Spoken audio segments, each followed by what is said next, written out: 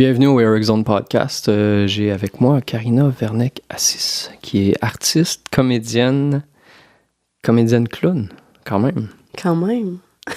Vernec, ça c'est... C'est allemand. C'est allemand, OK. Mais tu viens du Brésil? Je viens du Brésil. Dans l'histoire de ma famille, c'est juste une famille Vernec. Ah ouais, pas vrai? On a un grand livre avec tout le nom de tout le monde. L'histoire raconte que c'est un Allemand, un prêtre allemand qui s'est marié à une Indienne, une autochtone. Et Assis, c'est portugais, nos colonisateurs. Ouais. Et ma grande tante est italienne. Donc, en fait, la mère de ma grand-mère et son mari sont étaient italiens. Ils sont allés au Brésil. Ils ont immigré au Brésil. Une fois que toutes leurs filles se sont mariées au Brésil, ils sont retournés en Italie. C'est ça. L'Italien est très proche de nous. Ça fait 17 ans que j'habite à Québec, ville de Québec. Et j'ai étudié au Brésil en théâtre. J'ai fait un conservatoire de théâtre. Et quand je suis arrivée ici, j'ai plus allé vers le cirque parce que je suis clown aussi à l'hôpital. L'organisme pour lequel je travaille s'appelle Fondation Dr Clown. Et le siège social est à Montréal. Nous sommes trentaine d'artistes. Ah ouais? À Québec, nous sommes 6. OK. Donc, à Québec, nous avons des programmes au Centre Mère-Enfant pour la pédiatrie. Nous avons aussi un programme pour les personnes âgées qui s'appelle La Belle Visite. Donc, il y a 2 volets, le volet pédiatrie et le volet La Belle Visite pour les personnes âgées. Donc, à pédiatrie, on est des docteurs. Puis, puisque maintenant, avec les personnes âgées, c'est un foyer, c'est moins un hôpital. Donc, on est habillés années 30, 40. Puis OK, il faut s'adapter au monde qui sont là-bas. Parce que j'imagine qu'un clown, ça peut peut-être déranger les personnes âgées à quelque part d'arriver habillées de façon rigolote puis de vouloir faire rire le monde. Peut-être que les personnes âgées sont moins habituées à... Ben, pas moins habituées, mais ils sont plus calmes, ça, c'est certain, là. En fait, on a fait une recherche au niveau... pour répondre plus aux besoins des personnes âgées, pour répondre plus aux besoins de la clientèle. Et nous avons conclu que ça serait mieux que le jeu de l'acteur soit plus lent, qu'on aille aller plus dans les bonnes manières. On a fait une recherche au niveau des chansons de l'époque pour accompagner un peu plus, pour aller chercher la réminiscence aussi, les objets. La nostalgie. C'est pas, la réminiscence, c'est par un objet, la personne peut avoir des souvenirs qui viennent de... exemple, dans ma sacoche de clown, j'ai un coquillage, j'ai des boîtes à musique, j'ai des chansons qui chantaient dans leur famille. Nous avons étudié à propos des soirées canadiennes, nous avons étudié la bonne chanson, nous avons fait une recherche au niveau du répertoire culturel des personnes qu'on rencontre, qui aujourd'hui ont entre 80 et même 100 ans, ou même avant, un petit peu avant. Fait qu'il y a bien du travail derrière. Donc, ça, de préparatoire. Beaucoup de travail. Nous avons une formation par mois au niveau psychosocial, au niveau des maladies, au niveau des préventions des maladies, justement, de l'hygiène. Et il y a beaucoup de travail au niveau artistique aussi. Ouais, au niveau du jeu, on adapte le jeu. Pour les enfants, il y a beaucoup plus de slapstick. C'est se cogner dans les murs, c'est tomber. C'est pour une personne âgée, si tu tombes, c'est tragique. Donc, on utilise moins cette technique-là avec les personnes âgées. On est très délicat, on est plus lent. Avec les enfants, on peut aller dans un imaginaire un peu plus loufoque, tandis qu'avec les personnes âgées, on va aller plus réveiller ou provoquer des émotions au niveau même de toucher la personne. On n'est pas là pour faire rire la personne. On est là pour créer un bon moment, puis pour créer du vivant. Le clown a un rôle social. Le clown est à la marge. Le clown est là pour provoquer. Ouais. Le clown, c'est lui qui reçoit tous les coups. C'est lui qui peut dire les vérités sans se faire décapiter, ça se dit. C'est comme le fou du roi à l'époque, où c'est le fou du roi, il pouvait tout dire sans mourir. Donc, le clown est un peu ça de la société. C'est ça qu'on représente. On veut surtout faire partie de l'équipe soignante. On veut faire partie de l'équipe pour le bien-être de la personne qui est devant nous. Mais avec les préjugés, avec le temps, le clown infantilise, le clown... Il y a beaucoup Ouais, c'est devenu... vaste. Il peut y avoir du négatif dans ce personnage-là, puis on le voit maintenant avec des films qui sortent en ce moment, où c'est que ça joue sur la peur de certaines personnes versus les clowns, puis... Moi, je trouve que c'est provocateur. C'est un personnage qui va toujours être à la marge, puis va toujours... Puis moi, je pense que c'est pour ça qu'il y en a un effet où on passe, parce que justement, il y a toute cette espèce de je sais pas comment dire, une bulle autour, une genre l'aura. Oui, peut-être. Ouais. On peut parler de ça. On peut... C'est une énergie, en tout cas, ça c'est sûr. Hein. Je sais pas si on peut le quantifier ou toucher cette énergie-là, mais elle est là quand le personnage il existe autour de gens, ça crée une ambiance, ça crée une réaction, ça c'est sûr. Oui, puis on peut... Il y en a des clowns chamans, il y a des... et puis, on arrive à toucher à ça quand on est devant une personne puis qu'on vit quelque chose avec elle qui est significatif. Des fois, on va rentrer dans une chambre avec un enfant, puis d'habitude, on ne sait pas le diagnostic. On sait les noms, on arrive, on parle avec l'infirmière-chef, puis on sait à peu près, mais on sait pas le diagnostic à cause de la confidentialité. Et puis, des fois, on arrive dans une chambre, puis on va parler d'un sujet. Exemple, je vais donner un exemple. Une fois, on est parti dans une boule de papier qui devenait des biscuits ou du pain. Puis on est parti dans ce jeu-là, puis on a su que l'enfant était à jeun. Après notre passage.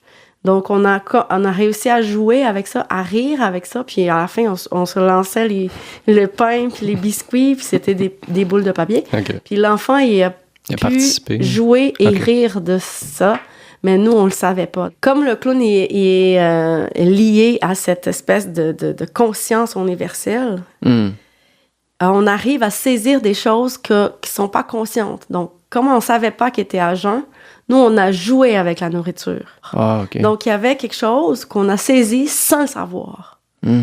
Donc, il y a comme une autre dimension dans notre travail qui est cette espèce de conscience qui est là, mais qui n'est pas vraiment là. L'omniscience, là. L'omniscience d'être partout, comme. D'être partout, c'est ça? Je veux dire, être connecté avec les personnes, avec les gens, avec le parent, avec ce qui se passe, mais sans être conscient en vérité. On ne savait pas le diagnostic, on ne savait pas le parcours de cet enfant, mais on a joué avec ce qu'il y avait sans le savoir. Mais toi, tu le savais? Non. Non, tu le savais pas? Non, on le savait pas. Mais quand tu rencontres l'infirmière au départ, elle t'en parle pas. On le sent pas. Des fois, il y a une pancarte marquée que l'enfant est à jeun.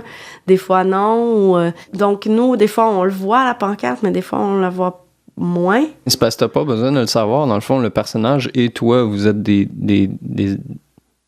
une personne intègre qui a pas à juger cette personne-là. Tu rentres là, puis toi, c'est ton cœur que tu donnes à travers ton personnage, mais à travers toi aussi. Là. Mais on rencontre la personne qui est là. On rencontre pas la personne malade. On rencontre pas la maladie. On rencontre ce qui est en santé de la personne qui est devant nous, puis en tant que personne. Oui, exact. Donc, on va rencontrer une personne. Donc, c'est la rencontre qui est au cœur de notre travail. Mais ça peut être sensible. Je veux dire, c'est... Comme là, tu mentionnes que tu as interagi en jouant avec du papier, que tu fais semblant que c'était du pain mais si cette personne-là était à jeun, tu me disais, elle pouvait pas manger ou il fallait qu'elle attende. Mais ça aurait pu être sensible, mais malgré tout, il n'y a pas eu de... Non, parce qu'on jouait avec la vérité. Ouais. C'est ça qu'ils vivaient pour vrai. Donc parce qu'ils veulent faire face à ça, ils veulent faire face à leur situation, puis se sentir appuyé là-dedans? Donc, souvent, on va valider ce que la personne vit. Si on saisit ce qu'elle vit, donc on va essayer de valider ce qu'elle vit et transposer dans le jeu. Exemple, une personne âgée était couchée à l'été. On arrive, puis elle nous voit, puis il y a un sourire qui vient, puis on demande « Qu'est-ce qu'on pourrait faire pour vous aujourd'hui? » Puis elle nous dit « Je veux mourir. » Donc là, nous, les clowns, comme on est positif, comme on a une ouverture totale à ce que la personne elle veut. Donc, on dit « Ah, Yeah, OK. Mais moi, je vais être l'ange qui va venir vous prendre, puis va vous amener. Comment vous aimeriez ça qu'on décore le ciel? Puis là, on est parti dans un jeu de le ciel, il va être beau, puis on va le décorer avec telle couleur. Puis moi, je vais avoir des ailes grandes comme ça. Je vais venir vous chercher, puis je vais vous mettre dans mes bras. Puis tout ça, la personne était couchée, puis elle nous regardait, puis c'était comme... Voilà, on a fait sa mort. Puis en jeu, puis en ouverture, puis en optimisme, puis c'était très beau. Donc, on essaie d'aller là où la personne est, puis d'amener quelque chose de grand, puis de magique, puis... C'est donner du vrai, c'est donner de la vérité ou de la vie, ou... Ouais, au lieu de faire « ben non, vous allez pas mourir », mais c'est ça qu'elle veut, puis la question, c'était « qu'est-ce qu'on peut faire pour vous? » Donc, on peut pas la tuer, mais on peut jouer sa mort, on a des comédiens, donc eux, ils comprennent tout de suite que on est là, on est des comédiens, on joue, puis ils embarquent dans le jeu, puis dans la comédie, puis dans le beau. Ouais, ben parce que ça doit être difficile tous les jours d'être dans une situation d'hôpital, puis tu sens que, tu sais, les médecins sont là pour écouter puis pour parler, mais souvent, on le voit dans les urgences, c'est tellement impersonnel, là, les gens se sentent vraiment délaissés dans les urgences, surtout en ce moment au Québec, là, avec le système... Des urgences, là. Tu rentres là, puis t'as pas l'appui. Tu le vois qu'ils sont surmenés. On peut pas juger les infirmiers et infirmières à ce sujet-là ou les médecins, mais ils sont surmenés complètement. Puis, en tout cas, je veux pas parler en ton nom, mais moi, personnellement, je trouve ça complètement incroyable puis inacceptable, qu'est-ce qui se passe dans les urgences en ce moment, là. Juste pour dire que toi, tu rentres là avec ton personnage, puis cette personne-là a besoin d'une connexion humaine, a besoin de sentir qu'elle est en vie, même si elle demande de mourir, puis tu lui donnes ça devait être incroyable quand même, comme jeu, comme connexion théâtrale de jouer à ça. Moi, j'ai vu tous les jours, toutes les fois où je vais travailler, j'ai vu des moments incroyables d'échanges, surtout avec les personnes âgées, c'est mes préférés. Et il y a aussi tout le côté artistique qui saisissent, puis que la beauté, parce qu'on est beau, on est habillé, on est beau, on est belle, tant les garçons, les filles, c'est vraiment le détail, les bijoux, les choses qui vont attirer leur attention, les tissus, le toucher. Ils vont toucher nos vêtements, ils vont faire « Oh, vous êtes belle », puis la beauté tout de suite arrive, puis à chaque fois, c'est comme comment ça? Qu'est-ce que vous faites là? Il y a des gens qui se font... C'est comme un rêve. Comment ça? Vous êtes là? Pourquoi vous êtes là? Vous faites quoi, là? Puis ils veulent nous donner de l'argent. Ils veulent nous... comment ça? Mais j'ai rien. Puis là, nous, on dit... Mais ouais, non, c'est un spectacle, là. Il faut qu'ils payent. Ils participent, puis ils chantent avec nous, puis ils en demandent encore. Puis moi, je joue du ukulélé, puis on part dans un... Récemment, on est allé dans un centre. Puis on arrive dans l'ascenseur, puis il y avait 3-4 personnes assises, puis tout d'un coup, les préposés amènent une personne, amènent l'autre personne, puis l'autre, « c'est déjà fini, comment ça? » Mais nous, on fait pas de spectacle. C'est pas dans notre mandat faire un spectacle.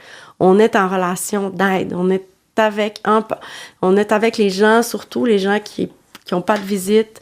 Parce que dans les centres, il y a le côté loisirs. Donc, ils font beaucoup de loisirs. Il y a des gens qui travaillent super fort pour combler ce besoin-là de loisirs, de s'amuser, de socialiser avec les autres, mais il y a des personnes qui viennent pas aux activités, soit parce qu'ils sont déprimés, soit parce qu'ils veulent pas venir, parce que ça les intéresse pas. Donc, nous, on est une activité qui va à la rencontre de la personne. Donc, nous, on rentre dans leur chambre, puis on fait ces rencontres-là. Donc, nous, notre mandat, c'est plus ça, individuellement. Mais quand on rentre dans un salon, on va improviser. Puis notre travail, c'est toujours improviser avec ce qui est là, qu'est-ce qui est présent. Puis on va chercher les gens un par un, mais tout d'un coup, ça devient un grand cercle, puis un grand partage de tout le monde. Puis on essaie de jouer avec un monsieur, avec une dame, on va danser. J'utilise beaucoup le toucher affectif. Donc, moi, je touche beaucoup les gens. Donc, je ne sais pas si c'est mon côté brésilien qui ressort, mais nous, on a une formation, nous avons une formation de toucher affectif. Donc, savoir où la personne aimerait être touchée, comment, sans infantiliser. Une fois, je jouais avec un monsieur, puis il m'a dit qu'il était coiffeur. Donc, tout de suite, j'ai enlevé mon chapeau. J'ai dit, j'ai tellement besoin d'une coiffure. Et je me suis penchée. Puis là, il a touché mes cheveux. Puis il était court à l'époque. Il dit, mais ça, c'est vraiment très court, hein, madame? C'est comme, qu'est-ce que je peux faire avec ça? Puis j'ai dit, vous pouvez le peigner. Puis là, il a pris son peigne vraiment lentement. Puis il m'a peigné les cheveux. Donc ça, c'était... l'émotion me monte. C'est comme si, pour moi, ça fait combien de temps qu'il n'a pas peigné quelqu'un? Ça fait combien de temps que quelqu'un lui a pas demandé de toucher à la tête? Puis là, il trouve ça vraiment beau, tu sais, qu'on les valorise. Oui, à la fin d'une journée, ça doit être quand même taxant émotionnellement d'avoir à traverser ça. C'est très exigeant comme travail. Faut être ouvert, faut être présent. La présence est très importante.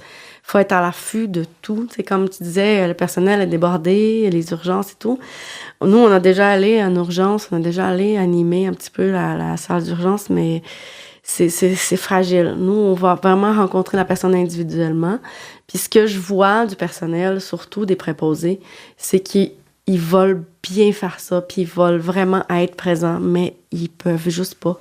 C'est juste pas... il y a trop de choses à faire. Ouais, donc, moi, souvent, quand je les vois rusher, puis que nous, on chante, je les appelle « Ah, vous êtes les fourmis, puis nous, on est les cigales. » Donc, moi, c'est cette image-là que je vois quand je les croise, parce que valoriser ce qu'ils font, c'est tellement important.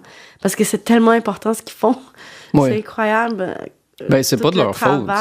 C'est la société. C'est comment que la société est conçue présentement, la société capitaliste occidentale, où c'est qu'il y a beaucoup de traditions puis de valeurs qui sont pas existantes ici, que probablement qu'au Brésil, il y a davantage, là, qu'on rencontre plus un respect pour les aînés. Puis, Au Brésil, on s'occupe plus de nos grands-parents à la maison. Donc, je vois l'exemple de ma grand-mère qui a 97 ans. Donc, c'est ma famille, c'est leur enfant qui s'occupe d'elle maintenant. Donc, au lieu de la placer, on va se relayer. Donc, ma mère, elle prend soin. Des fois, elle déménage chez ma tante. Puis, elle a beaucoup besoin d'aide en ce moment. Donc, la famille prend en charge le parent, plus qu'ici. Il y a aussi des foyers de personnes âgées au Brésil. Je pense que c'est plus courant que la famille prenne soin de leurs parents qu'ils les placent. Mais je dis pas non plus qu'au Québec, on le fait pas, délaisse nos grands-parents et on ne veut plus les voir. Là. Je veux dire, mon père, du côté à mon père, ma grand-mère, quand elle est tombée malade, on se relayait pour aller la voir à l'hôpital, fait qu'elle n'était jamais toute seule. Pas toute seule chez elle. Mon grand-père, lui, il a été à la Deuxième Guerre mondiale, fait qu'il est à l'hôpital des vétérans, fait que lui, il a vraiment un bon service pour... Puis, tu sais, on va le visiter, mais il y a du monde qui vont le voir, mais c'est pas facile non plus, là. À l'époque, dans les anciens temps, le monde mourait plus jeune, mais les grands-parents faisaient partie de la famille qui grandissait, faisaient partie des enfants qui grandissaient. Puis, on le voit moins aujourd'hui, mais... Mais c'est sûr que si la personne a besoin d'aide médicale, il faut qu'elle aille à l'hôpital. Donc, on n'a pas le choix. Ma grand-mère a été hospitalisée dernièrement aussi, donc c'est sûr. Mais elle n'est pas déménagée dans un foyer.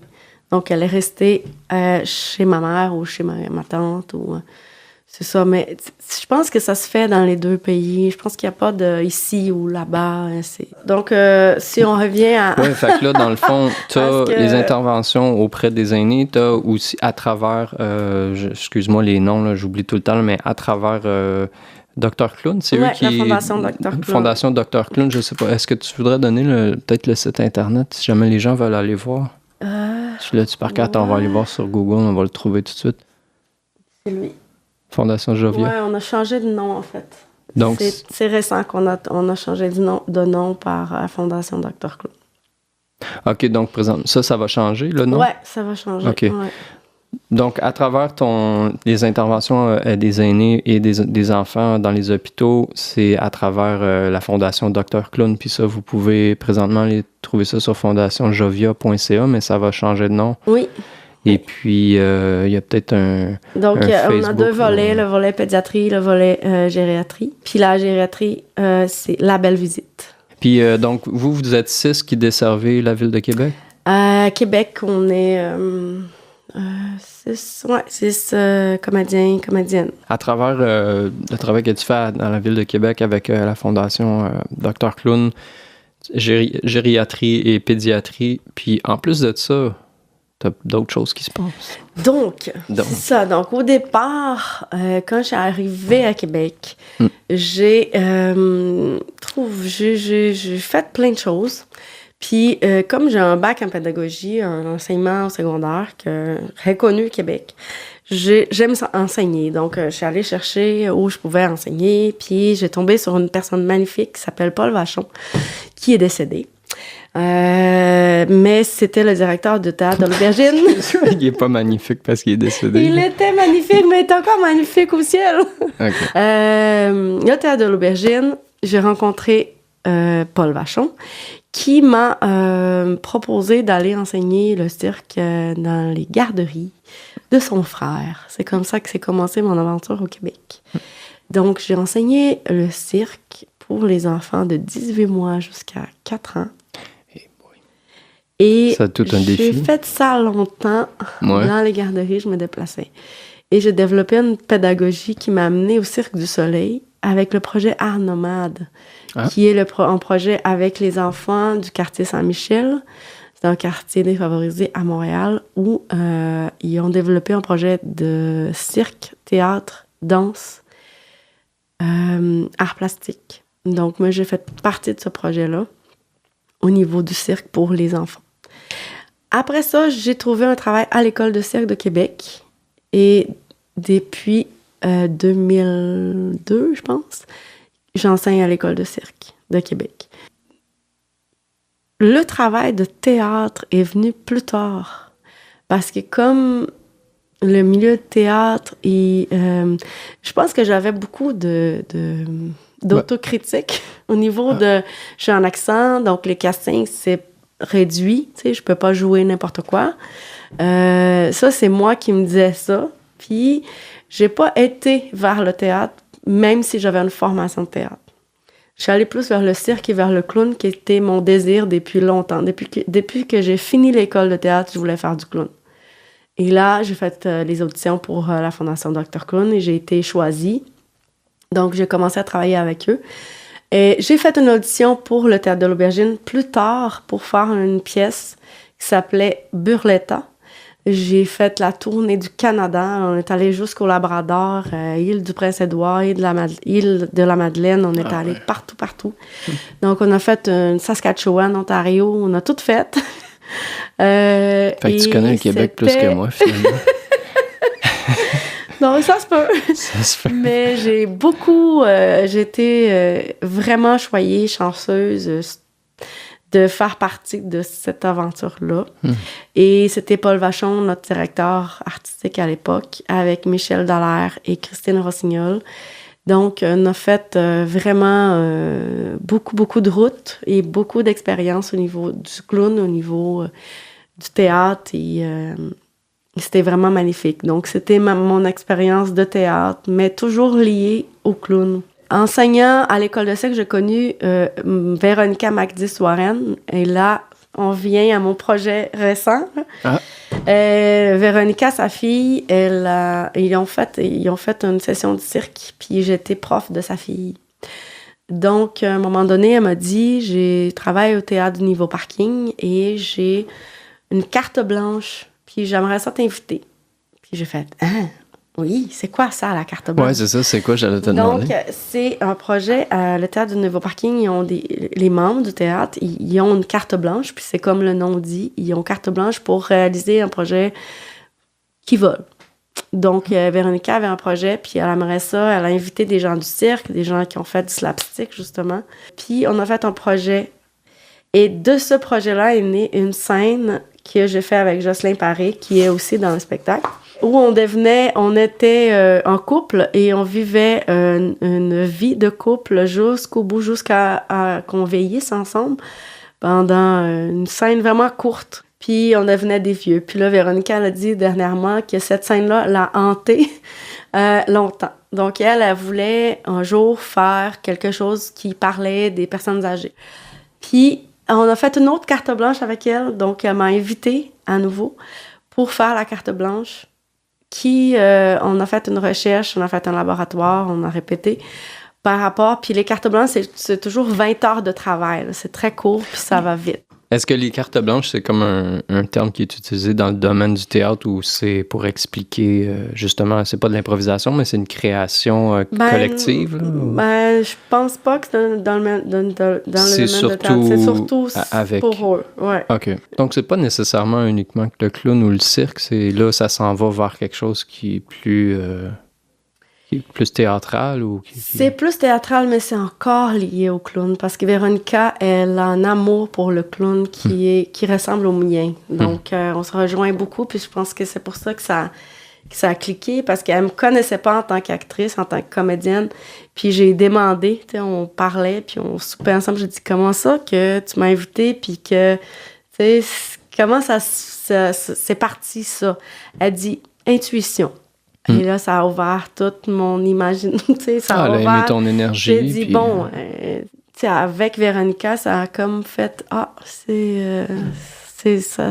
Puis comme elle enseigne le clown aussi, puis moi aussi, donc ça rejoint tout de suite. Puis pour cette pièce-là, en plus, ça parle des personnes âgées, avec toute l'humanité du monde, parce que le Théâtre du Nouveau Parking, toutes ces pièces, je ne sais pas si on peut regarder...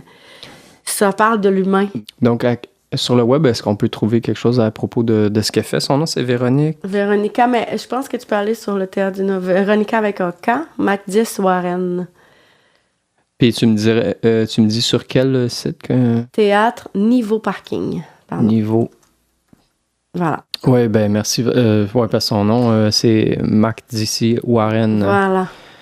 Le cercle, c'est où on a présenté notre carte blanche. Ah, OK. Bon. C'est un endroit.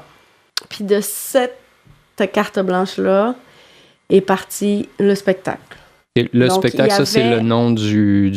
Ça, c'est le nom du spectacle, CHSLD. OK. Centre d'hommes survivants légèrement détraqués. OK. C'est Théâtre Niveau Parking sur Facebook, si vous voulez aller voir ça.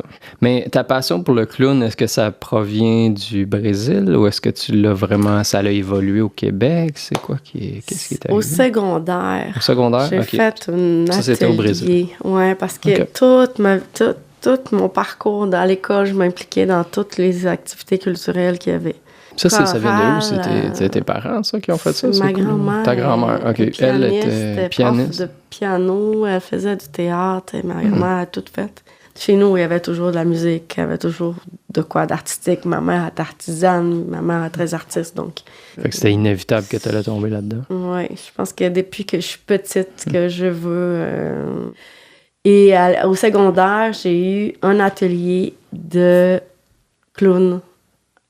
Révélation soudaine. Et là, j'ai fait, c'est ça que je veux faire. Mais est-ce que tu as fait des représentations quand tu étais au Brésil avant d'aller au Québec à travers des personnages clownesques que tu aurais inventés? J'ai participé dans un groupe qui s'appelait Omaro Comique. Ça veut dire Humanidade Comique, une humanité comique. en espéranto. Avec Rodrigo Roblin qui a fait Cirque du Soleil, qui a fait plein de choses. Donc, c'est lui qui m'a initiée au clown en vérité. Là. Avec lui, j'ai appris les bases. Mais c'était pas encore au niveau... tu t'impliquais pas auprès des gens défavorisés? Non, pas encore. Okay. Non, j'ai fait des ateliers avec des enfants de la rue, des jeunes qui participaient du cirque social, mais j'ai jamais joué vraiment dans les hôpitaux, au Brésil. Versus le Québec, c'est lequel des deux qui est le plus là-bas. Là-bas? Ah ouais, pas vrai? Puis il y a beaucoup de groupes bénévoles aussi au Brésil. Il y a des groupes qui font ça bénévolement. Plus qu'ici. Ici, il y en a moins. Nous... Ouais. Fait que dans le fond, au Brésil, il y a plus d'une culture de clown. C'est ça que je voulais dire au départ, c'est qu'au Brésil, on a une culture de clown, de cirque, qui est très ancienne. Tu sais, les familles traditionnelles, le cirque traditionnel, le cirque avec le clown qui est très gros maquillage, des gestuels un peu plus... Parce que le clown de cirque, il faut que le public du fond du chapiteau le voit. Donc, les gestes sont un peu plus gros, le maquillage est plus gros. Tandis que quand on est proche, on est au théâtre, mais tout est plus petit parce qu'on voit tout. Tu sais, on fait ça, puis on voit. Donc, c'est fait que les costumes sont prennent plus de place, aussi, sont plus flamboyants. Ouais, puis le gros maquillage est gros à cause de ça aussi. Donc, c'est aussitôt que le clown est arrivé au théâtre, mais ça a fait plus petit, puis plus intime, puis... OK. Puis ton personnage ici, dans le fond, il est comme tu mentionnais tantôt, il est adapté aux traditions québécoises comme les personnes âgées. Toi, tu mentionnais que les costumes étaient adaptés à les traditions de ces personnes-là, ou les enfants, c'est sûr, ça va probablement pas être des clowns qui ont une inspiration brésilienne. Je sais pas à quel niveau, toi, t'as gardé des... T'as-tu amené... question. C'est que quand je parle de culture de cirque, c'est que nous, au Brésil, on a une culture du cirque traditionnel, tandis qu'ici, c'est nouveau. C'est plus nouveau. Donc, le clown, il est un peu encore... Parce qu'au Brésil, les clowns sont très aimés. Tu sais, c'est rare, mais vraiment rare que quelqu'un va dire « Ah, le clown infantilise ». Non. Le clown, c'est un personnage qui est aimé d'abord. C'est avant tout, t'es un clown, t'es aimé. T'es accueilli. Tandis qu'ici, c'est plus délicat. T'es un clown, il y a quelque chose. Il y a une... Je sais pas. Moi, quand je pense à clown, je pense à Sol, Marc Favreau, ou je pense moi, c'est sûr, je pense à lui en premier. Là. Je penserais pas j'oserais même pas penser à la chaîne de restaurants junk food. Là. Moi, je pense à... moi, quand j'étais petit, c'était Sol. Là, j'écoutais. Quand j'étais petit, il y avait une émission Sol et Gobelets. Là, je dois dire mon âge, là, mais...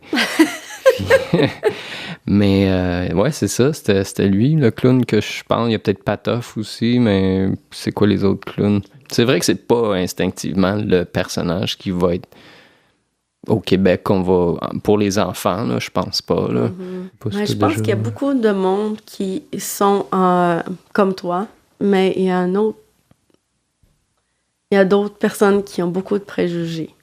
Ouais, puis des fois, ce qu'on vit à l'hôpital, des fois, c'est au lieu de voir de proche ce qu'on fait, ils ont préjugé, puis ça bloque. Ils veulent rien savoir. Ça existe, des gens comme ça, on le vit encore.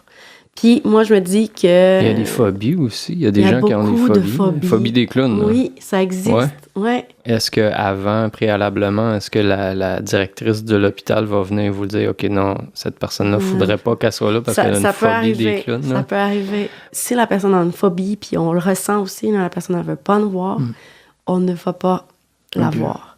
Donc, puis ça arrive qu'on passe dans le corridor, puis on vient pour parler à la personne, elle fait... Oh, allez-vous-en, puis non, on y va. Donc, on va vraiment chercher l'émotion que la personne nous donne quand elle nous voit. Puis c'est de là qu'il part nos improvisations. De ce qu'elle nous donne, des photos qu'il y a dans sa chambre, l'ambiance qu'il y a dans sa chambre. On va partir de ce qu'il y a en ce moment, présentement. Donc, c'est de l'improvisation, carrément. Oui, tout le temps. Ça, est-ce qu'il y en a de l'improvisation au Brésil? Oui, il y a des ligues d'improvisation comme ici. Il y a des improvisations clowns. Pour vrai, des clowns qui font de l'impro. Ça comme ça, là, dans un ring. Dans un amphithéâtre, un genre de ouais. La superficie, comme une patinoire, une aréna, ouais. Ben, Robert Gravel, c'est ça, c'est lui qui a parti ça au Québec, là. Il est décédé aujourd'hui, mais... Mais l'improvisation qu'on fait, c'est improvisé parce qu'on n'a pas de scénario, on n'a pas de canevas, on n'a pas de texte. Donc, c'est improvisé parce qu'on vit avec ce qu'il y a. Il y a une bouteille là, il y a des livres, il y a des... je vois ce qu'il y a en ce moment ici, puis je peux improviser ce que je vois. Puis pour créer du vivant, de vivre une émotion, de faire vivre une émotion à quelqu'un. Donc, ça, c'est le but de notre travail. Mais c'est moins une improvisation de ce genre-là. Oui, parce que ça, c'est compétitif. C'est structuré et tout. Ouais. Toi, puis, le but, moi, ma matière au théâtre, quand je faisais « OK, aujourd'hui, on a des improvisations », c'était ma pire matière. J'aimais pas ça. Puis aujourd'hui, ce que je fais, c'est juste ça. Ben oui. Donc, c'est ça.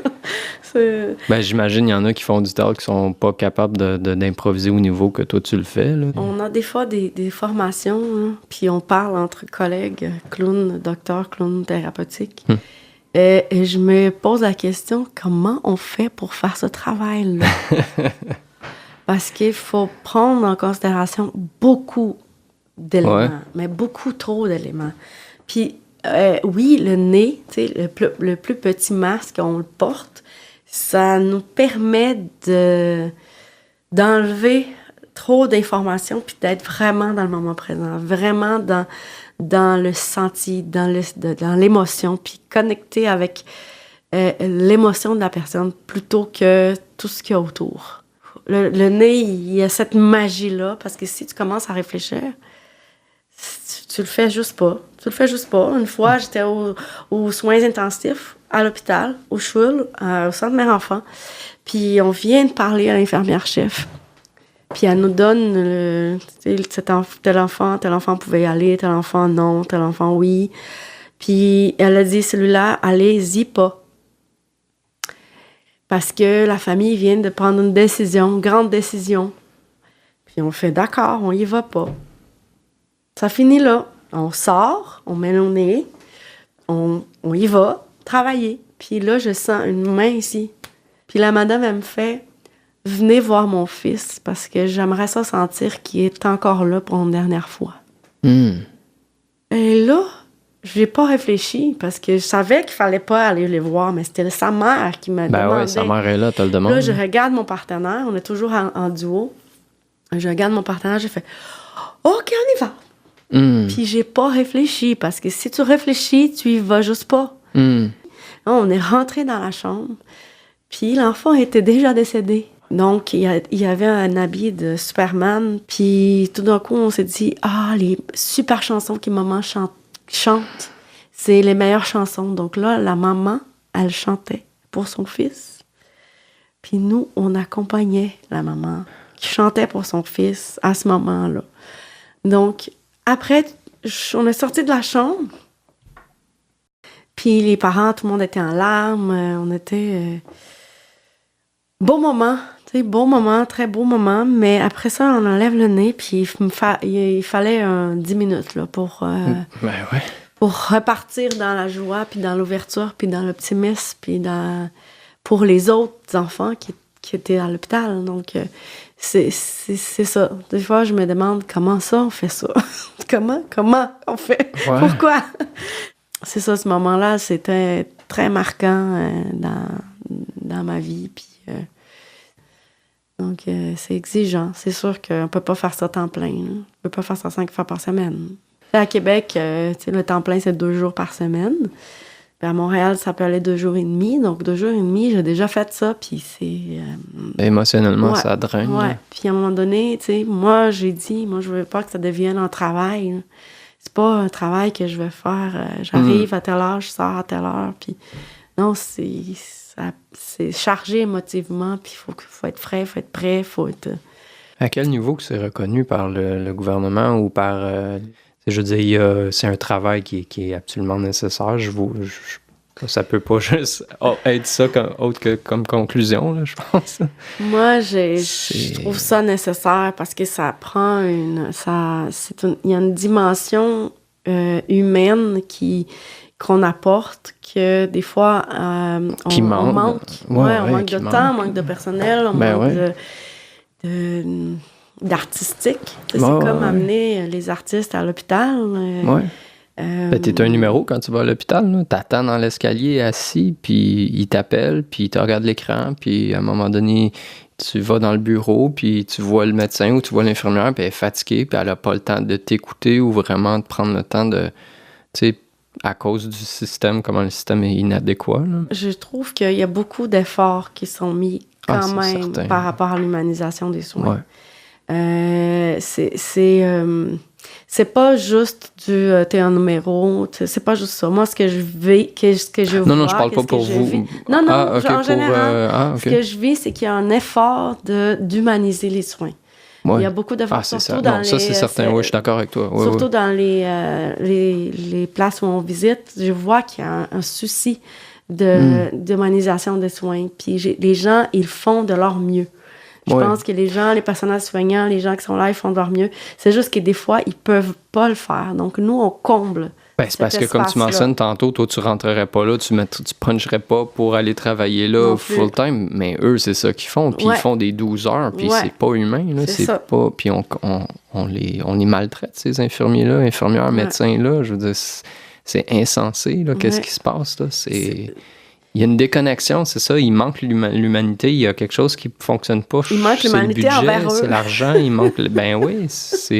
Moi, les infirmiers et infirmières, ils font le meilleur qu'ils peuvent dans une situation complètement pas possible. Là, je veux dire, comment est-ce qu'on n'a pas pu anticiper la situation actuelle du vieillissement de la population, puis de manquer de personnel, puis de manquer de ressources? C'est comme... Je comprends pas comment on en est rendu là à devoir attendre le matin à 7h30 dans une file d'attente avec du monde couché à terre, puis qui attendent qu'il y ait un médecin qui est là, qui s'occupe de tous ces gens-là. Il y a quelque chose qui ne fonctionne pas. C'est un thème récurrent, ça se voit pas mal dans beaucoup de pays aussi, là, mais... Non, ça, c'est certain. Je veux juste mettre ça au clair. Les infirmiers, le travail qu'ils font, c'est incroyable. Là, Puis c'est des personnes magnifiques, là. Ils font de leur mieux, me les proposer aussi. Puis c'est vraiment une grande... beaucoup une de vocation. Beaucoup de cœur, parce que... Puis moi, à chaque fois, j'ai l'opportunité de les croiser puis de me remercier ce qu'ils font. Ça me fait plaisir parce que c'est important. C'est un travail très important à mon regard. Ah oui, c'est sûr. Puis je trouve que, oui, les clowns, on vient un peu combler un besoin. Tu sais, le préposé, il peut pas passer 10 minutes à parler avec une personne, c'est pas vrai. Là. Donc, tu sais, il n'y a pas le temps de voir comment il voudrait une personne, de rencontrer cette personne. Oui, de donner les soins, oui, de donner les besoins de base, mais de vraiment rencontrer la personne, ils n'ont pas le temps. Donc, il y a les personnes responsables des loisirs, du bien-être de cette personne-là qui s'occupent des activités, puis ils sont vraiment contents quand on peut puis être avec eux, puis venir visiter. Des fois, c'est une fois par mois, mais il y a des résidents qui nous attendent, qui voient dans le calendrier « Ah, les clowns sont là ». Donc aujourd'hui, j'attends les clowns. Il y avait un monsieur qui est décédé, que je connaissais. À chaque fois qu'on venait, il était dans le corridor, il avait son chapeau de pirate, il nous attendait. Donc, il avait sa marchette, puis il avait son chapeau de pirate, puis à chaque fois qu'on arrivait, on voyait la même scène. Il était là, il nous attendait. Donc, ils savent que c'est une activité qui est pour eux, puis qui vient combler ce besoin-là de passer du temps, de vivre un moment artistique surtout, là. Donc, c'est bizarre ça, comment que souvent en société, le réflexe de ne pas prendre au sérieux les arts, tu sais, c'est indispensable. Ben, c'est à qui j'ai raconté ça, mais la première chose qu'on se souvient de l'être humain, c'est les cave paintings, c'est les mains sur dans les grottes des hommes des cavernes. Je veux dire, c'est l'art là, qui est à la base de tout. Tu regardes autour de toi, puis je sais pas combien d'œuvres d'art que tu vois. Les publicités, c'est de l'art à quelque part. Là.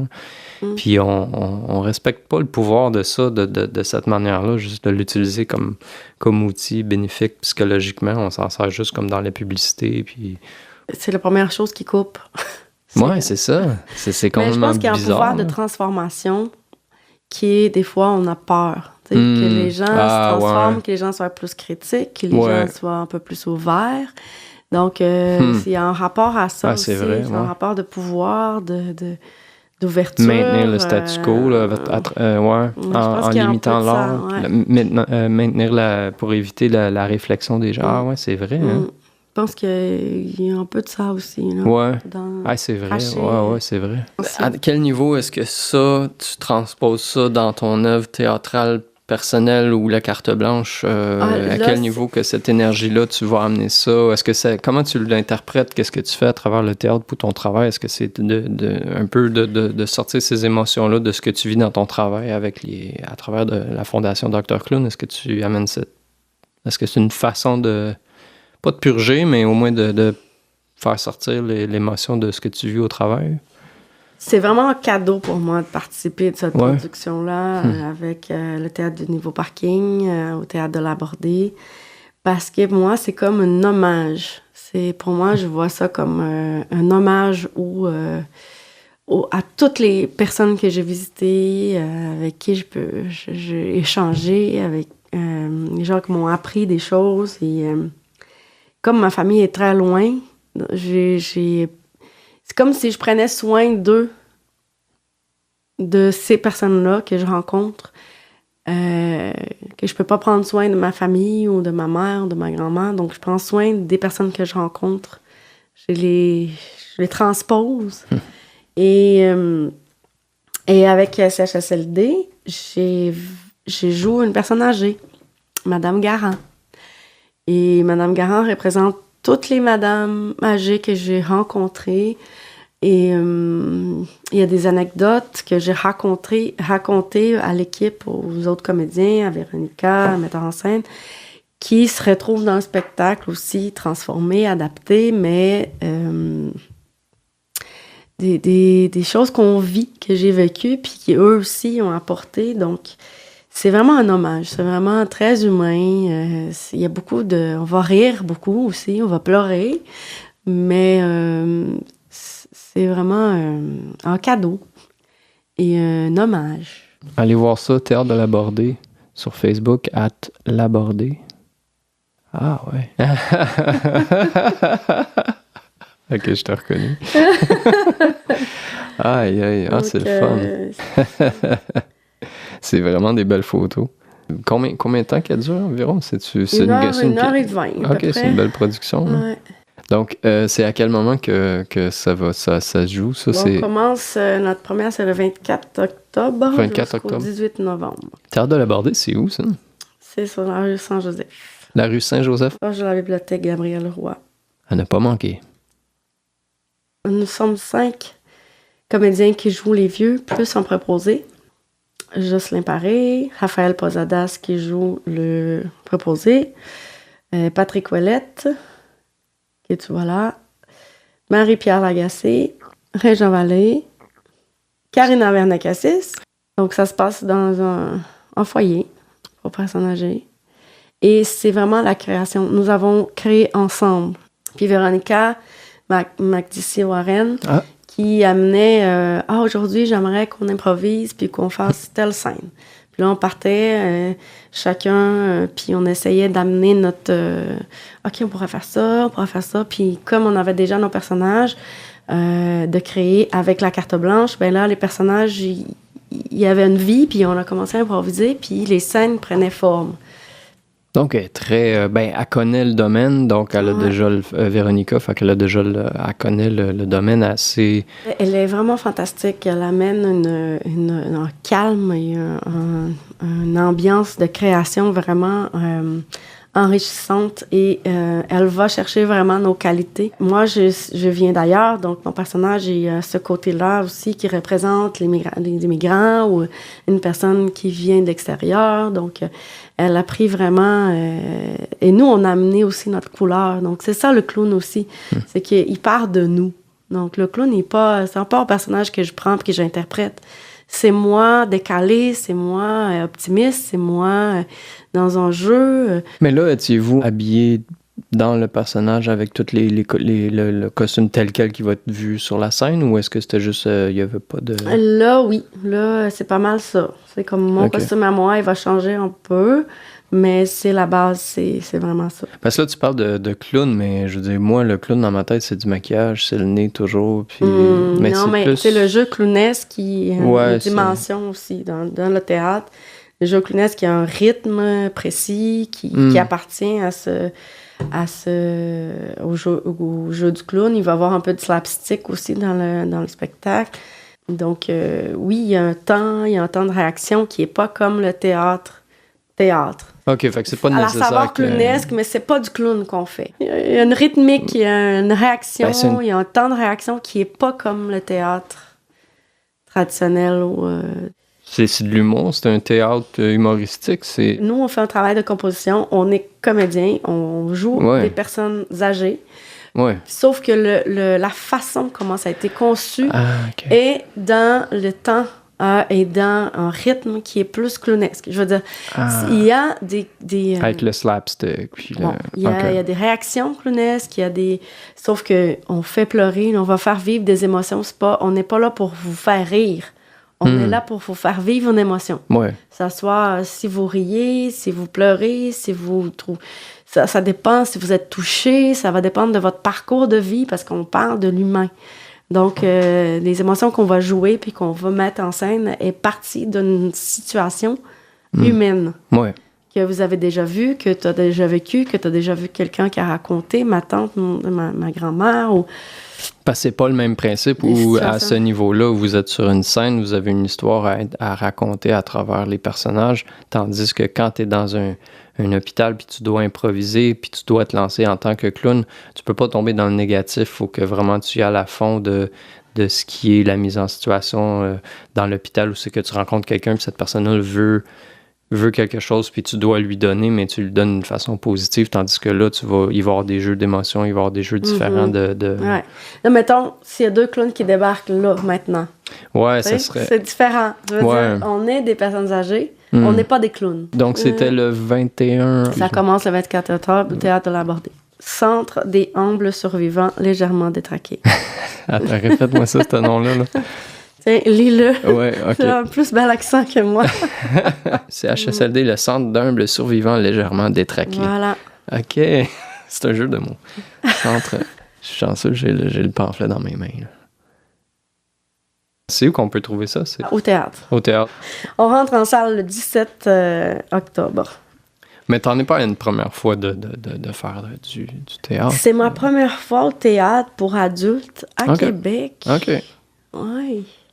J'ai fait une production justement avec Véronica encore, Magdicé Warren, avec l'Orchestre symphonique qui s'appelle La mystérieuse métamorphose de Monsieur et Madame Tatchett.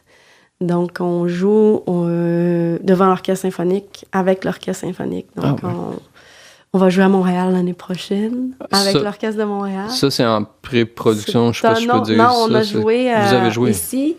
On a joué à Sherbrooke. Donc, avec l'Orchestre de Québec, avec l'Orchestre symphonique de Sherbrooke, on va jouer avec l'Orchestre symphonique de Montréal.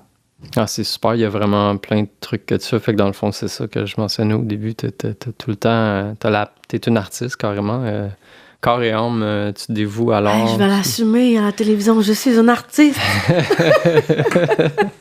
Ben, c'est pas facile d'être artiste, c'est sûr. Là, c'est toujours de l'introspection, c'est toujours de se regarder, c'est toujours de réfléchir. C'est constamment le hamster, entre guillemets, qui roule, qui tourne dans la tête, puis qu'on est toujours en train de réfléchir.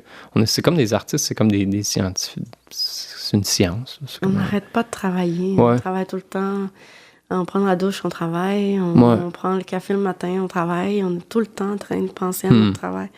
Une fois, il fallait que je compte mes heures de travail. Je dis, comment tu veux que je compte mes heures de travail? Je pense tout le temps à ce projet. Ouais. Je peux pas compter toutes les heures. Donc, c'est ça. C'est passionnant. Puis c'est plus grand que nous. Là. Je peux pas faire... J'arrête de penser à ma production ou à ma mise en scène. Je peux pas. Je peux juste pas. À chaque jour, il faut que je crée. Là. Si je crée pas, je me sens pas bien. Là. J'ai absolument besoin de créer. Il faut absolument que je dessine, que je joue de la guitare, que je fasse des podcasts, que je... Ouais.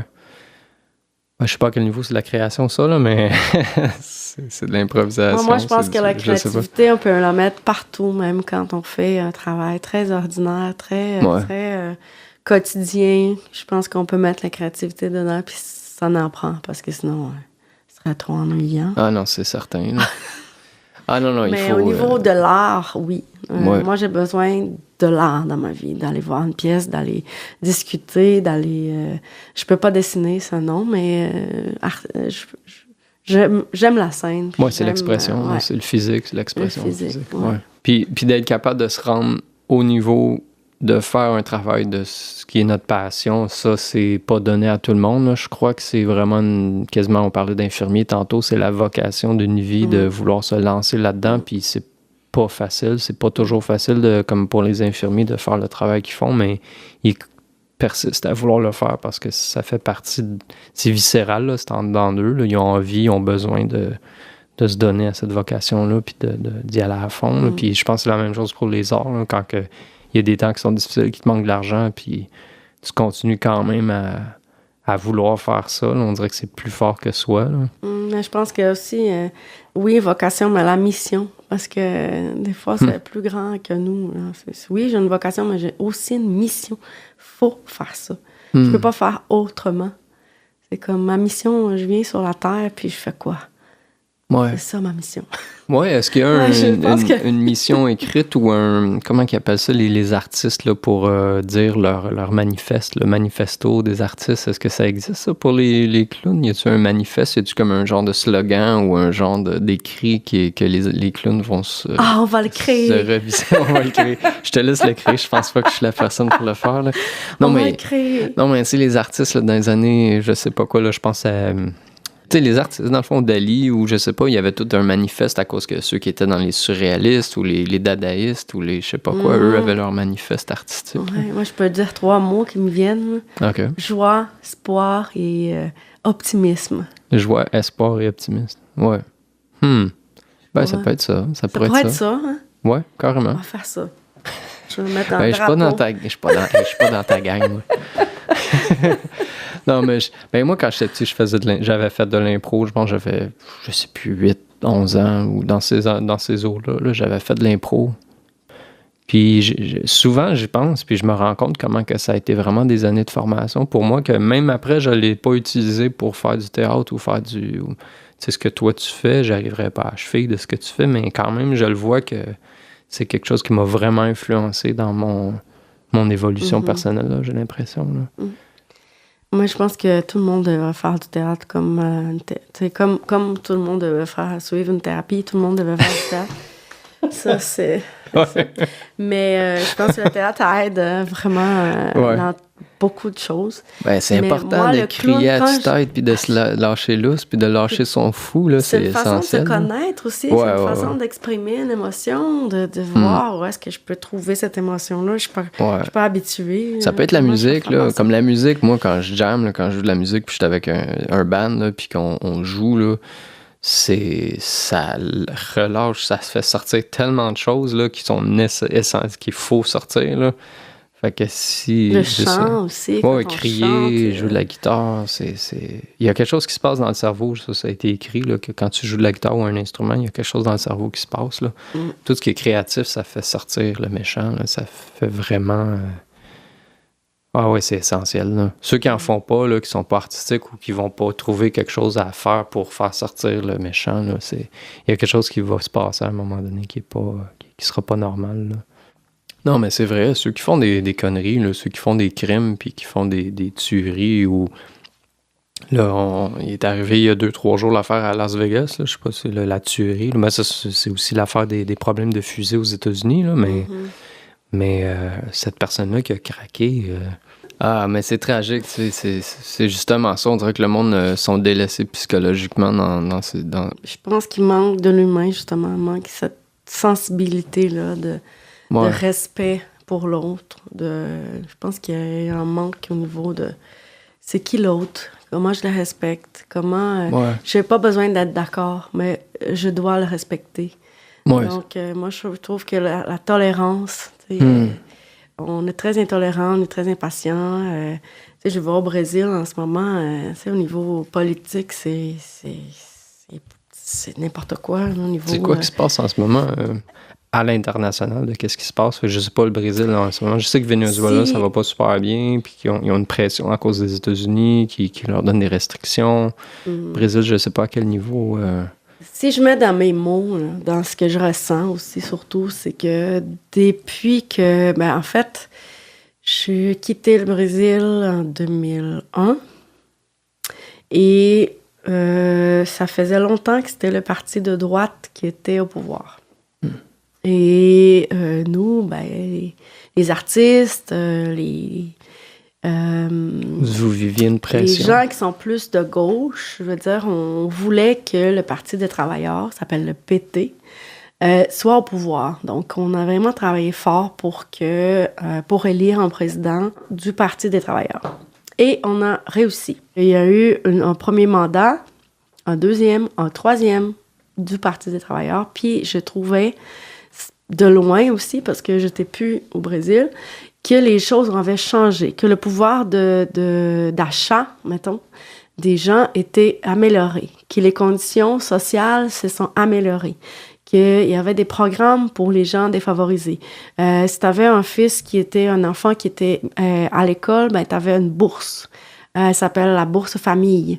Donc, il y a eu beaucoup de programmes au niveau au niveau pour que la différence sociale soit moins grande. Tu sais, que la classe moyenne ou la classe...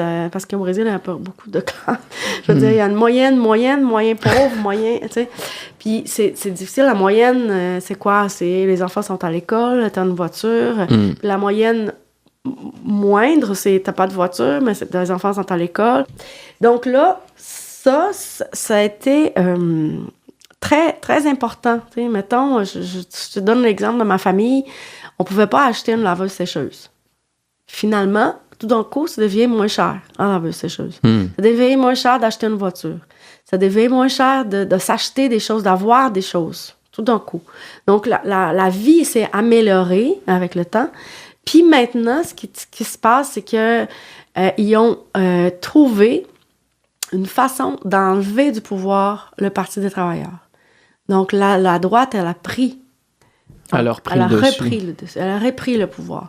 Et là, le président qui est là en ce moment, il est accusé de plein de corruption, plein de choses. Et là, c'est vraiment le chaos. Je veux dire, si je mets dans mes mots, c'est pas facile.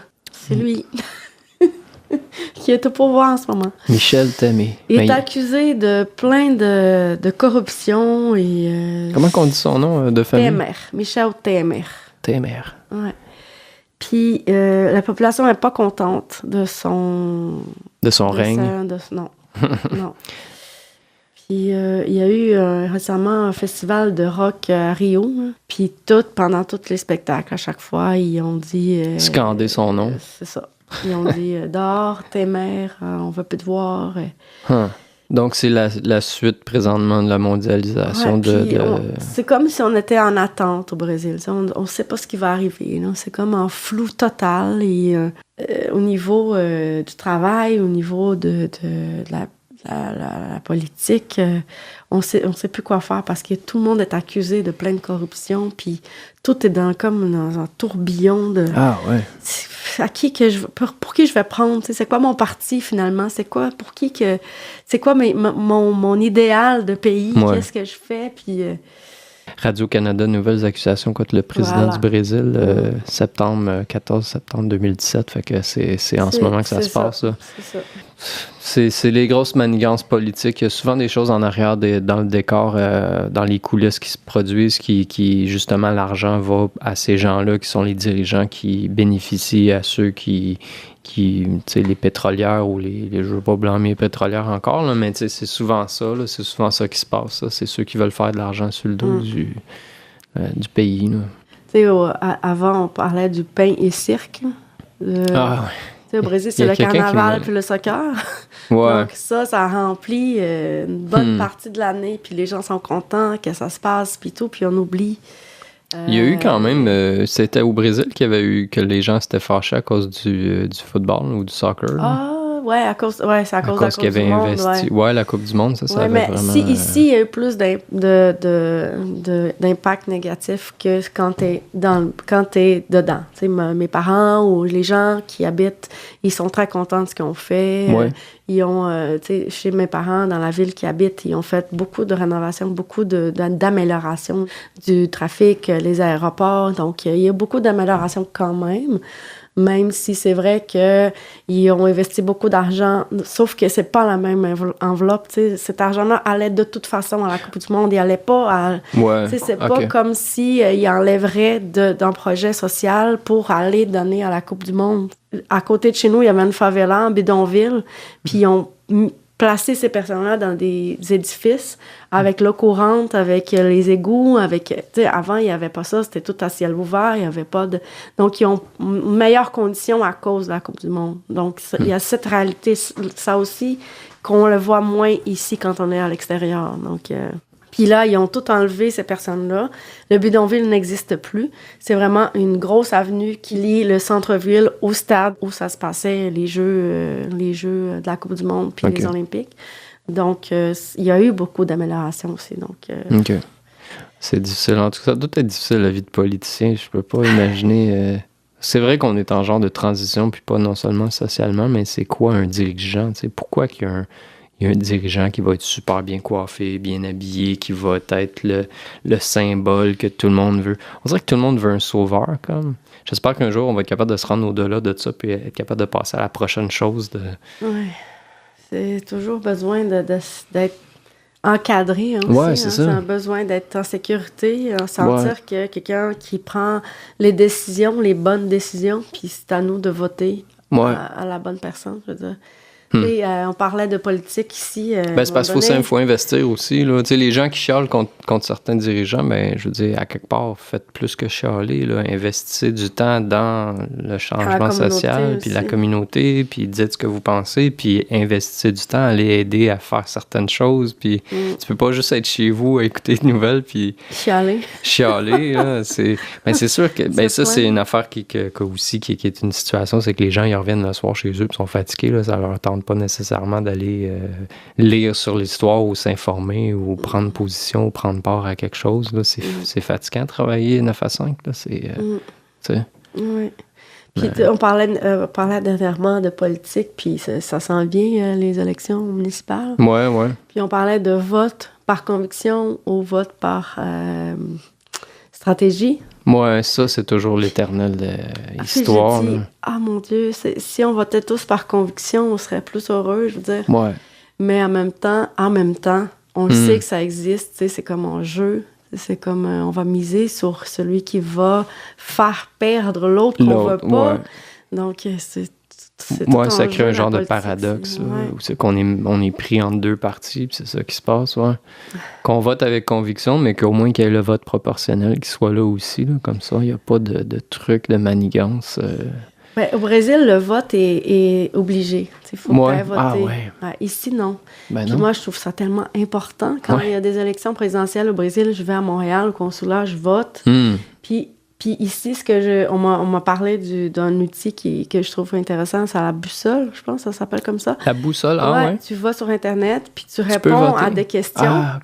Puis selon tes questions, tu sais, qu'est-ce que tu veux pour ta société, au niveau de la santé, au niveau des écoles, au niveau de l'éducation, tous les niveaux, tu réponds à des questions, puis ils vont te donner un aperçu de qu'est-ce que tu veux pour ta société, puis là, ils vont t'associer à un parti.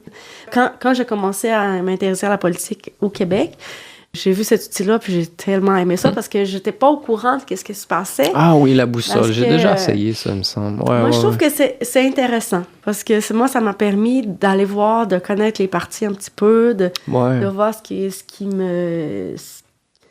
C'est pour voter par conviction, parce que je veux toujours voter par conviction. Je trouve que c'est ça. C'est plus un accord et authentique avec moi. Moi, je vote toujours pour le plus petit. Là. Je vais toujours aller pour celui qui est le plus petit, ou c'est sûr qu'il y a plusieurs choix, là, mais je prendrais pas nécessairement le bloc pot ou le bloc rhinocéros, ou je sais pas c'est quoi les noms, là. Mais habituellement, les plus petits, c'est grassroots, c'est eux qui ont les nouvelles idées, ils proposent des choses un peu différentes, puis c'est le fun, parce que sinon, si on se fie juste à ce qui est là présentement ici au Québec, là, libéral ou Parti québécois, là, là, c'est intéressant, le NPD, le chic, là, avec le turban, là, c'est vraiment intéressant comme vote, ça. OK. T'as-tu pas vu? Ah non, attends, on va regarder ça. Ouais, c'est ça, c'est lui. Ah ouais, c'est le nouveau... je vais massacrer son nom, là, Jagmeet Singh. C'est lui le nouveau chef du NDP. Puis c'est le nouveau leader, puis c'est complètement... Intéressant. Ah ouais, vraiment, là. Puis il est charismatique, puis c'est lui qui avait fait face à une xénophobe il y a peut-être 3 semaines, un mois de ça, puis elle l'avait accusé d'être islamiste, puis de pousser l'islam radical ou je sais pas quoi, mais il est même pas musulman. La femme, elle l'a vraiment passé pour une folle, là, tu sais, elle avait aucune idée qu'est-ce qu'elle racontait. Puis voilà, on retrouve le préjugé. sais qu'on parlait des clowns, là, c'est le préjugé, ce que j'ai, l'image que j'ai fait de qu'est-ce que c'est ça, sans savoir ce que c'est. Donc, c'est au lieu d'aller voir ce qu'il fait, puis c'est quoi qu'il dit, qu'est-ce qu'il défend, je le juge sans le connaître. Donc, ça aussi, on le vit en Mais, couple. oui, pas vrai. Il y a vraiment... on se fait juger sans que les gens connaissent Parce que vous êtes trop heureux, il y a de la jalousie, le monde sont comme... Je sais pas Parce que moi, si un jour, je suis pas de bonne eu humeur, là, puis je vois quelqu'un qui rit, qui est déguisé en clown, je vais faire comme... Ça se peut. Tu sais, ça me tente pas. Ça se peut. Ouais. Ça se peut. Mais c'est sûr qu'en bout de ligne, tu pourrais me convaincre là, avec une toune à ukulélé, là, probablement. Là. Souvent, quand je sens cette espèce d'animosité, ça se dit? Oui, animosité. Dieu, j'ai dit des mots avant. Hey, quand je ressens ça, des fois, je sens une ouverture, puis j'ai dit... Même Jésus n'a pas plu à tout le monde. Donc là, ça fait détendre. Ouais. Puis ça me fait aussi, ça me remet à mon essence. Qu'est-ce que j'ai fait ici? C'est quoi ma mission? Puis je suis pas là pour cette personne-là. Puis on a déjà une formatrice de clown qui nous a dit, si t'es là puis la personne ne veut pas rire, ben tu vas pas la chercher. Ouais. Tu vas aller où les gens, ils veulent te voir, ils veulent rire avec toi. Ouais. Va pas essayer de chercher la personne qui veut pas te voir. C'est inutile. Donc, moi, ça m'a allégée parce que souvent, tu sais, quand on veut se faire aimer, justement, tu sais, un politicien aussi, il veut se faire aimer. Je veux dire, il veut raconter toutes sortes de choses pour convaincre qu'il est le meilleur. Mais nous, on n'a pas besoin de faire ça. Mais je veux dire, on est juste qui on est. Ouais. Puis on sent qu'on va s'ancrer dans notre mission puis dans ce qu'on sait qui est positif de notre travail. Donc, mais on parlait des préjugés puis on parlait de ça. Je sais pas pourquoi que cette femme-là, elle a fait, tu sais, qu'est-ce qui a motivé cette espèce de préjugé. Ben, elle a manqué ça on a, tu sais, un 15 minutes of fame, comme ils disent, là, je sais pas en français c'est quoi, là. Oui. Ben, elle l'a manqué, là, parce qu'elle aurait pu faire autre chose complètement au lieu de proposer l'intolérance, puis le négativisme, puis je sais pas, fais quelque chose d'autre dans ta vie, là, prends une cause, puis va te donner à une cause, va aider une cause qui est bonne pour d'autres personnes, là. Il y a beaucoup ça dans la société capitaliste aussi qu'on veut vraiment penser à nous-mêmes, puis on est tellement conditionné à penser à nous-mêmes que quand vient le temps pourquoi on se demande pourquoi on se sent mal, ben c'est parce que tu penses juste à toi, là. Moi, c'est mon impression, là. C'est ça délicat aussi de, tu sais, quand tu me demandes pourquoi qu'ils rient pas, tu vois, ils sont fâchés puis ils veulent pas s'ouvrir à ce que tu fais, ou tu sais, moi, avec un ukulélé, peut-être qu'ils t'auraient... Mais en même temps, on sait pas ce que la personne vit, donc moi, j'aime mieux ne pas... juger cette personne-là. Okay. Je vais la laisser réagir comment elle veut réagir. Puis en même temps, je sais que je provoque quelque chose quand je rentre en contact. Donc, c'est ma présence provoque en elle quelque chose. Puis je sais pas d'où ça vient, mais c'est pas personnel. C'est pas contre moi. Donc, j'essaie de respecter en même temps ce qu'elle me donne, sans que ça m'atteigne puis que je fasse plus mon travail après. C'est déjà arrivé que j'ai eu des regards vraiment... qui m'ont vraiment fait « Qu'est-ce que je fais là? Pourquoi je suis là? » Mais en même temps, il y a d'autres personnes qui m'aiment ici. Il y a d'autres personnes qui vont vivre un moment. Donc, je vais me concentrer à ça. Puis sans essayer de savoir pourquoi qu'elle veut faire ça puis convaincre la personne de voter pour moi. Ouais, parce que... ouais. Ben, un tough crowd, là, un public difficile, là, c'est ça carrément. Là, c'est... faire face à ça, puis de comprendre une nouvelle dimension, d'un peu un rejet, puis de s'adapter, puis ça, c'est la meilleure démonstration d'une personne qui est habile dans son art, là, c'est de faire face à la controverse ou le rejet, puis de s'ajuster, puis s'adapter, puis de foncer, puis de continuer. Là. Mais quand on comprend que, comme un politicien, un clown, c'est pas vraiment quelqu'un d'aimé d'emblée. Ah, mais ça, je trouve ça étonnant que tu dises ça quand même. Non, je trouve mais c'est pas tout le monde. On le vit à l'hôpital. C'est pas d'emblée gagné. Ben, c'est difficile, non, mais tu choisis pas l'endroit le plus facile non plus. Là. C'est quand même, déjà, dès le départ, la mise en situation, hein, comme... C'est difficile. Là. Mais on est là pour déranger aussi. T'sais, si on dérange pas, on n'est pas à bonne place. Les clowns, on dérange. Nous, on rentre puis on fait « Ah! Quelque chose ici! » Ben, c'est pas ça, ça force à faire un travail d'introspection. Comme le clown, là, il te demande de faire face à ta réalité de ce qui se passe, mais de t'aider là-dedans à le faire face. Puis je pense pas que tout le monde a envie de ça tout le temps. Non plus. Puis en même temps, tu sais, là, il y a quelque chose qui me vient, là, que je trouve important de mentionner, c'est que petit à petit, à l'hôpital, on fait partie de l'équipe soignante. Et là, ça fait quoi? Ça fait 10 ans. C'est ça va faire 10 ans qu'on a commencé à Québec avec Fondation Dr. Clown. Puis maintenant, il y a des docteurs, des médecins qui nous demandent de venir avec eux, avec un enfant, pour pouvoir amener l'attention de l'enfant vers nous, puis lui puisse faire ses traitements. Donc, lui, il peut s'occuper de la partie technique et nous, on s'occupe de la partie humaine. Ah ouais, fait que ça devient un outil. Donc, ça devient un outil. On devient un outil de plus en plus. Et souvent, on est appelé en salle de traitement intrusif, piqûre, enlever des pansements, mettre des solutés, parce que l'enfant est plus concentré sur ce qui se passe avec nous que sur la piqûre. Donc, l'infirmière, elle peut se concentrer vraiment dans sa technique au lieu de faire les deux.